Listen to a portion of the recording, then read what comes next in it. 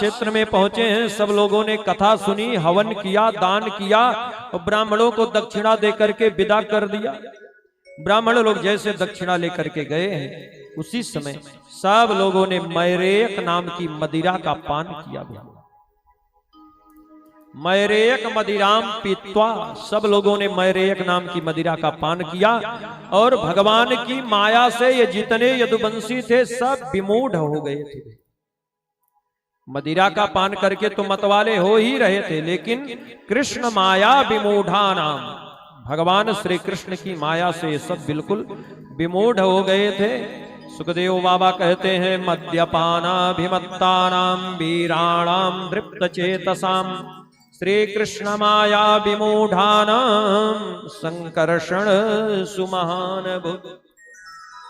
ये सारे यदुवंशी आपस में एक दूसरे को ललकारने लगे, आपस में ही इतना प्रेम यदुवंशियों में था। पर आज मद्यपानाभिमत्तानाम, मद पान करके, मैरेयक नाम की मदिरा का पान करके सब उन्मत्त हो गए और कुछ भगवान की माया से ये सब विमूढ़ हो गए थे, बिल्कुल इनकी बुद्धि जड़ हो गई थी। सब ने एक दूसरे यदुवंशी को ललकारा, ललकार करके दौड़ दौड़ करके अपने अपने रथों में बैठ गए, अस्त्र शस्त्रों को उठा लिया और एक दूसरे के ऊपर अस्त्र शस्त्रों की वर्षा करने लगे। संकर्षण सुमहान भुज, एक दूसरे से भयानक युद्ध प्रारंभ हुआ। सब ने एक दूसरे के बाणों को काट दिया, एक एक करके गदाओं से गदाओं को तोड़ दिया, तलवार से तलवार को काट दिया। भैया शस्त्रेषु क्षीयमाणेषु भज्यमानेषु धनुषु, एक दूसरे के धनुष को काट दिया, तलवार से तलवार, गदा से गदा तोड़ दिया। शस्त्रेषु क्षीयमाणेषु मुष्टभिर जह्नुरेर का, जब इन यदुवंशियों के पास किसी प्रकार का अस्त्र शस्त्र नहीं बचा तो सब लोग दौड़ दौड़ करके, जो मैरेयक नाम, भैया एरका नाम की घास जमी थी, मुष्टभिर जह्नुरेर का, अपनी अपनी मुट्ठियों में वो एरका नाम की घास को लेने लगे।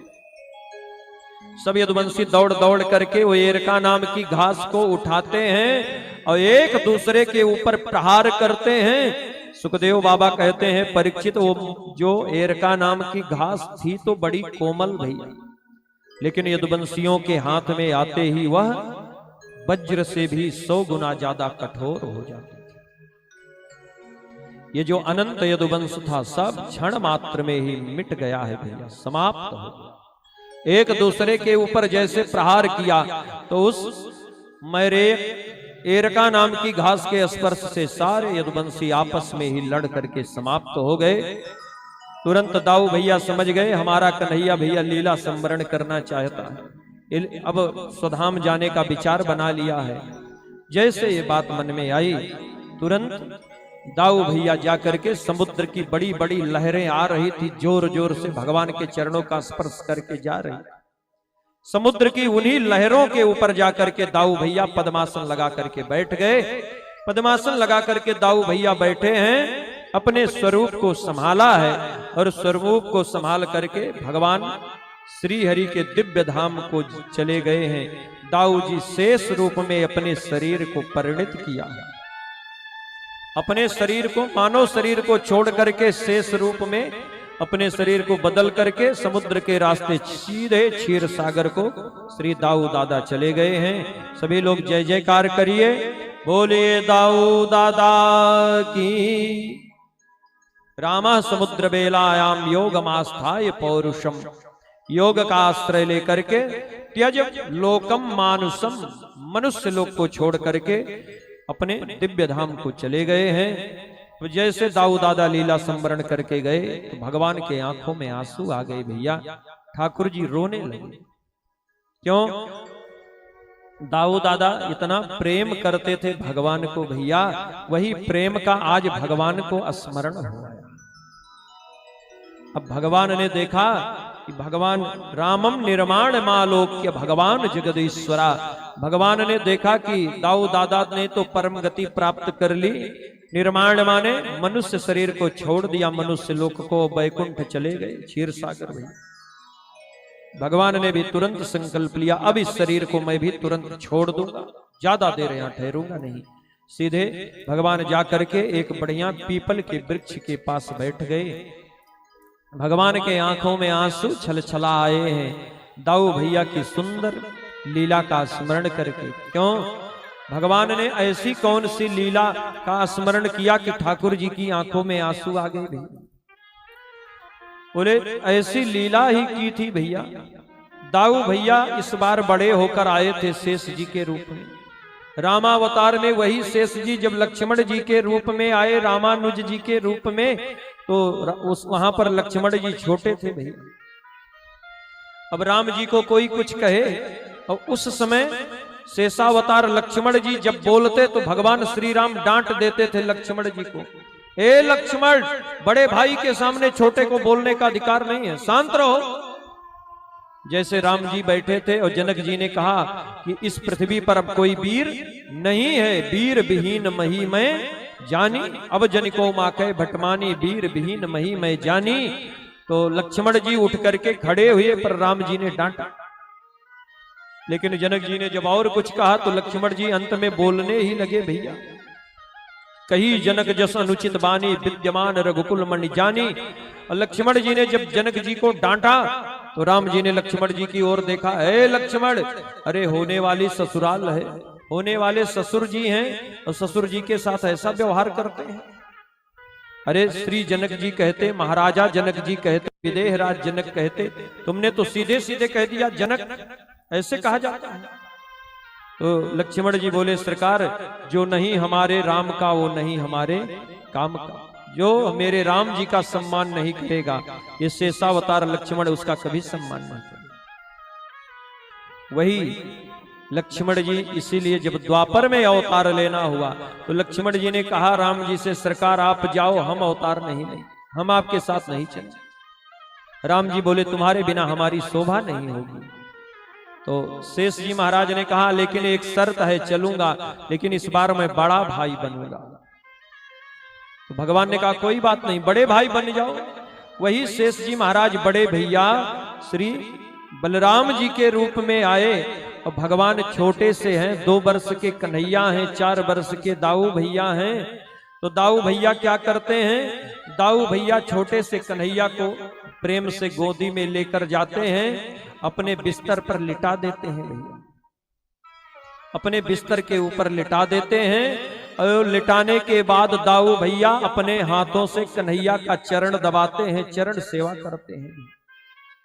और दाऊ भैया जब चरण दबाएं तो भगवान श्री कृष्ण बड़े प्यार से कहते, दाऊ दादा आप बड़े भैया हैं।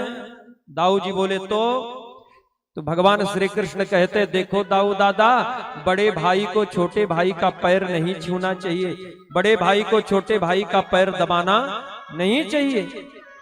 और जैसे भगवान कहते बड़े भाई को छोटे भाई का पैर नहीं दबाना चाहिए, तो दाऊ दादा डांट देते, ए कन्हैया चुप, बड़े भाई के सामने छोटे को बोलने का अधिकार नहीं होता।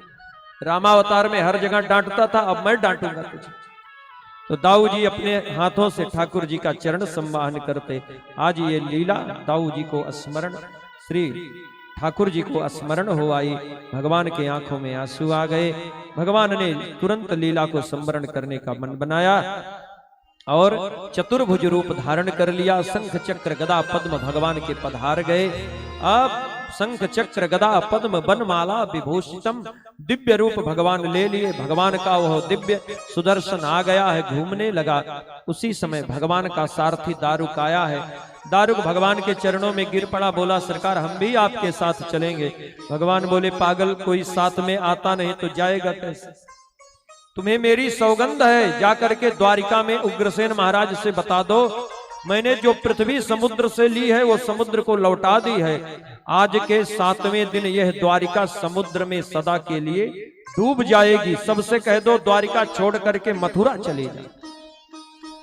दारुक जाना तो नहीं चाहता था, पर भगवान ने अपनी सौगंध दिलाई है, जैसे तैसे विदा किया। मैत्रेय मुनि आए, भगवान के चरणों में गिर पड़े। भगवान ने मैत्रेय मुनि को भेजा, प्रेम से जाइए, मेरे प्यारे चाचा विदुर जी को मेरी बाल लीला और तत्व ज्ञान का उपदेश देना। और इसके बाद भगवान सुधाम जाने का मन बनाए। सभी देवता आए हैं विमानों में बैठे हुए, ये देखने के लिए कि भगवान कैसे लीला संवरण करके अपने लोक को जाएंगे। उसी समय एक बड़े जोर की बिजली कौंध जाती है। बिजली की चमचमाहट गड़गड़ाहट होती है, सारे देवताओं की आंखें चकाचौंध हो गई भैया। और उसी समय जरा नाम का ये बहेलिया आया, जिसने अपने बाण की नोक बनाया था वो मूसल के लोहे के टुकड़े से भगवान के लाल लाल चरण तलवों को मृग का मुख समझता है, और मृग का मुख समझ करके उसी बाण का अनुसंधान करता है। भगवान के चरणों में वह बाण आकर के लगता है। बहेलिया आया, भगवान के चरणों में गिर पड़ा। भगवान ने कहा चिंता मत करो, ये मेरी इच्छा थी, ब्राह्मणों का शाप था कि इसी से संहार होगा यदुवंश का, इसीलिए ये बाण मेरे चरण में लगा है। तुम स्वर्ग जाओ। उस बहेलिये को सशरीर भगवान ने स्वर्ग भेज दिया। ऐसी मान्यता है ये जो जरा नाम का बहेलिया है, ये पूर्व जन्म में बानर राज बाली था। भगवान ने बानर राज बाली को छुप करके मारा था, तो आज बानर राज बाली जरा नाम का बहेलिया बनकर आया और भगवान के चरणों में उसने बाण बीधा है। अब कर्मों की गति तो बड़ी गहन है। अवश्य में वही भोक्तव्यम कृतम कर्म शुभा शुभम। मानो भगवान ने इस लाइन को चरितार्थ किया। जरा नाम के बहेलिया को भगवान ने स्वर्ग भेज दिया और सारे देवताओं की आंखें इधर इधर चकाचौंध में चौंधिया गई। इस शरीर को न छोड़े, श्याम शरीर को न भगवान ने छोड़ा न जलाया। सा शरीर भगवान भागवत जी के अक्षर अक्षर में आकर के समा गए। क्यों? बोले तिरोधाय प्रविष्टोयम श्रीमद् भागवतार्णवम। भागवत रूपी समुद्र में भगवान आकर के प्रविष्ट हो गए हम सभी का कल्याण करने के लिए, ताकि हम लोग जो 7 दिनों से आनंद ले रहे हैं, ये भगवान का साक्षात स्वरूप का आनंद हम लोग ले रहे हैं। इसीलिए विद्वानों ने कहा है, जिस घर में भागवत की पोथी होती है उस घर में भगवान राधा कृष्ण का नित्य वास होता है।